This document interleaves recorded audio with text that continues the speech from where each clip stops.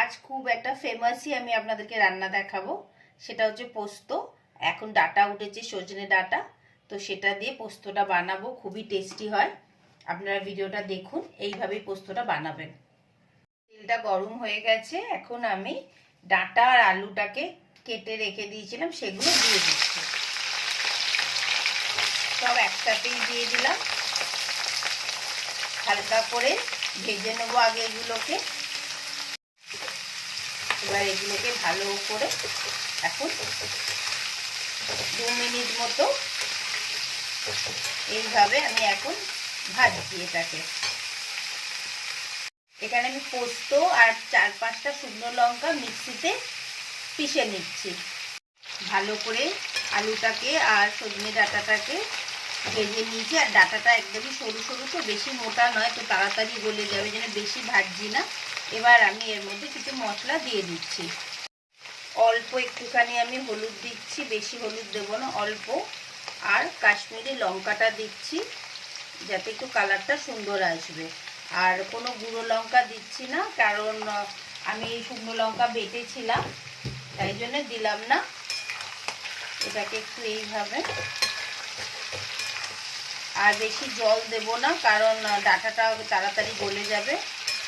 এরকমভাবে একবার নাড়াচাড়া করে নিলাম। নিয়ে এই যে পোস্তটা আমি বেটে রেখেছিলাম, সেটা এখন পুরোটা আমি এটার মধ্যে এখন ঢেলে দেবো। এবার এই পুরো পোস্তটা আমি এটার মধ্যে এইভাবে ঢেলে দিলাম। ঢেলে দিয়ে ভালো করে এটাকে মিক্স করে নিচ্ছি। এখন আমি অল্প করে একটু নুন দিয়ে দেবো, আর এই মিক্সিতে যে একটু জল দেব, দিয়ে এটাকে এইভাবে দিয়ে দিলাম। দিয়ে আর একবার ভালো করে মিক্স করে দিচ্ছি। আর আপনারা ঝালটা আপনাদের টেস্ট অনুযায়ী দেবেন। শুকনো লঙ্কা না বেটে ওখানে কাঁচা লঙ্কাও আপনারা বাটতে পারেন। অল্প আমি এখানে এখন নুন দিয়ে দিচ্ছি, আর সামান্য একটুখানি জল দিলাম। দিয়ে এটাকে এখন ঢাকা দিয়ে কিছুক্ষণ রাখবো, গলে গেলে একবার পোস্তটা চেক করে নিচ্ছি। জলটা অনেকটাই মরে গেছে, আর একটু হবে। আলুটা একবার দেখে নিচ্ছি ততক্ষণ। পোস্তর গন্ধটা তো খুব ভালো বেরিয়েছে, আর এখন তো সজনে ডাঁটাটাও ভাল লাগছে গন্ধটা। আলু তো গলে গেছে, সেই জন্য আর ঢাকা দেব না। আমি এখন গ্যাসটাকে একদম সিম করে দিলাম। এটা আস্তে আস্তে হোক। আর নুনটা এই স্টেজে একবার চেক করে নেবেন, আমাকে তো দিতে লাগছে না। আপনাদের যদি মনে হয় নুন কম বেশি আছে, তাহলে একবার দিয়ে নিতে পারেন।